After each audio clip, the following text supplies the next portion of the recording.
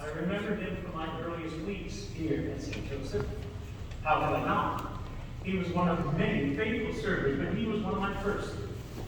At least, one of the first adults.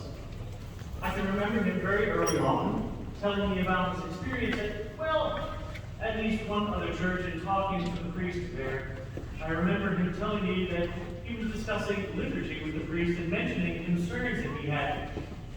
He told me that the priest told him that he should go and see what went on at St. Joseph, thinking that Miguel would never like the liturgical practices we have here, and that he would return quickly.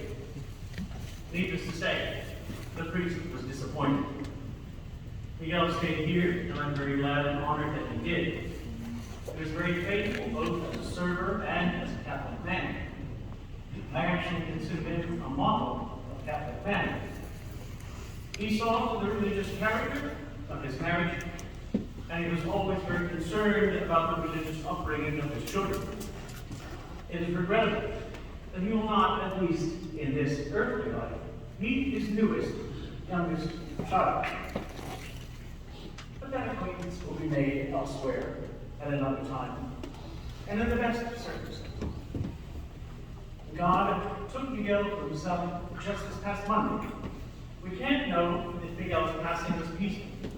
All we can know is that it was slow and quiet. He had a very difficult time at the end, and pretty common, their children and the rest of his family, though largely prevented from visiting very often supported and cared for him as prayerfully and as heroically as they could. I truly believe that Miguel, unlike what probably awaits most of us, did not have to make a lot of detours.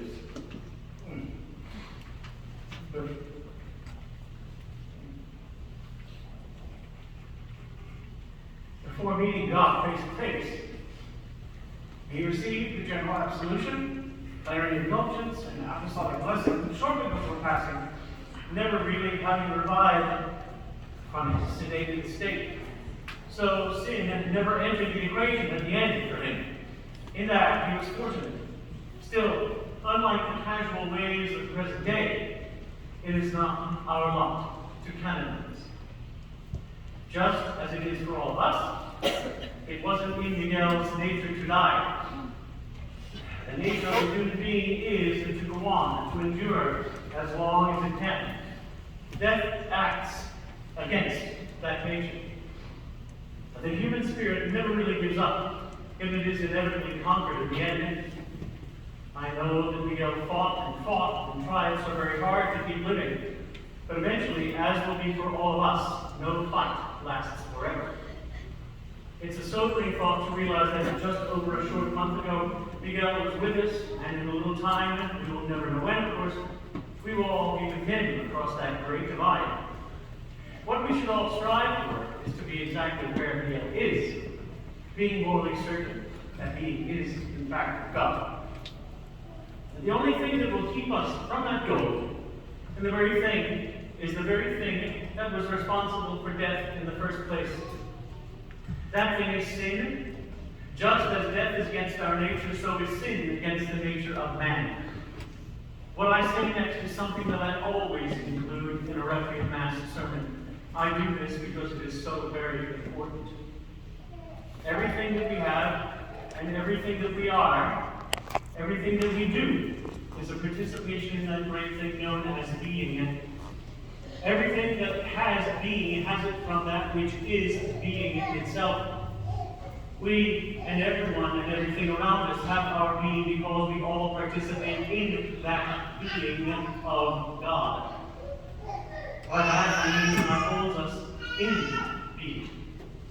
Everything that we are, everything that we have comes from God. There is nothing that we are and nothing that we have that did not come from Him except for one thing.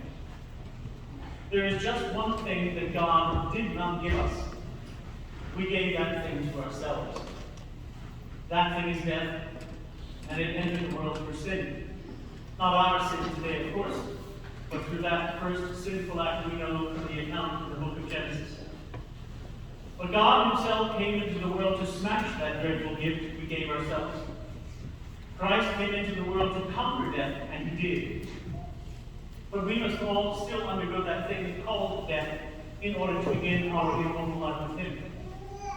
Through Christ's sacrificial act, we have the chance, the ability to achieve something far greater than that physical immortality that man was originally given. We know that in uniting our death with his, we will become something beyond imagination. Both St. Athanasius and St. Augustine tell us virtually the same thing. God became man so that man may become God. Of course, we have to understand this properly. Man can certainly not become God himself, but will have a share in the divine, the very life of God. What better way to do this than by offering God the one thing that is not his, the one thing he did not give us? No small task, of course. To offer God a beautiful death, one must live a beautiful life with all that entails. It is to live a life where love is essential. Now please realize I do not speak of the word love that trips off our tongues and which is cheapened by being bandied about in this sometimes very dreadful world of ours. I do not speak of that kind of love. I mean real love. Love of God for his own sake, and love of neighbor for the love of God. Is such a thing possible? Of course. Is it worth it? Absolutely. Is it easy? No. But God and his church gave us everything necessary to do to achieve it, to have it, to live it, and to die with it. And there's a beautiful hymn in the church's liturgy. It appears at Matins, known today as the Office of Readings, and at Vespers, or evening prayer, for the feast of a confessor. A confessor is a man who can be in any kind of walk of life, be a king, priest, married, single, college professor, factory worker. A confessor is one who confesses God, who lives his life as a true Catholic, following the church's magisterial teaching, a truly good man, a sinless man.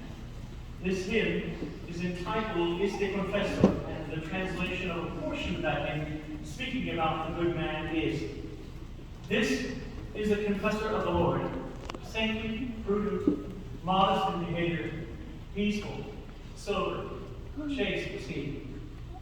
In his merits, let us have a portion now and forever.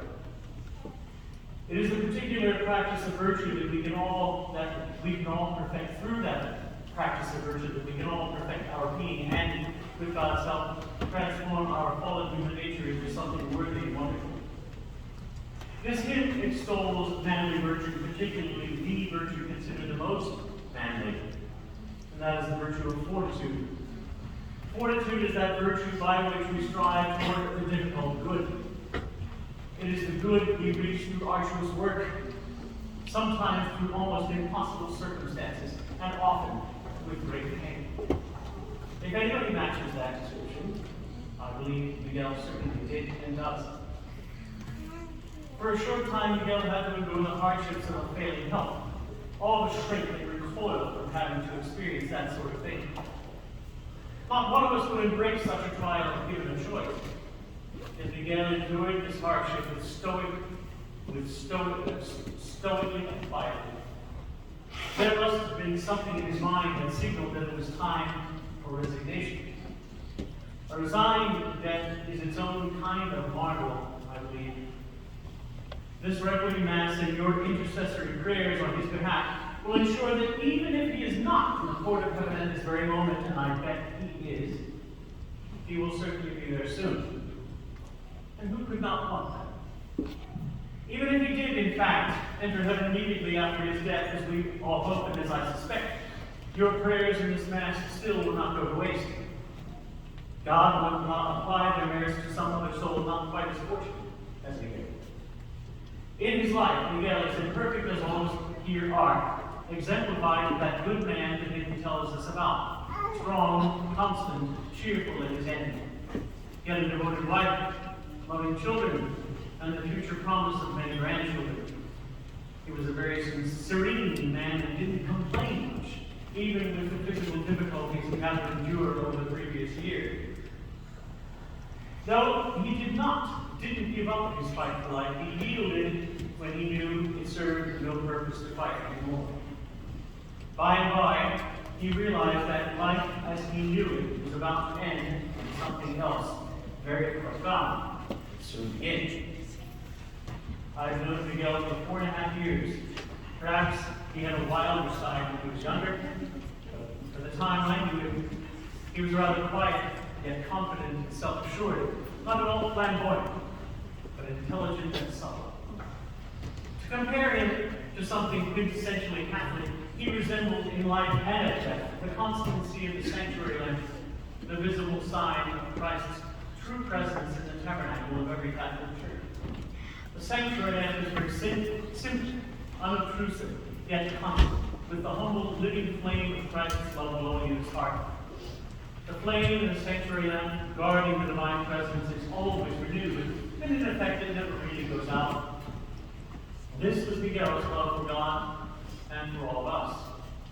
That light now offers prayers for us. Miguel's prayers are that we live a beautiful life with all that entails, so that we can give to God a debt as honest and as manly as his, and go on to experience an unending, joyful union with him who is life itself. In the Father, the Son, and the Holy Spirit. Amen.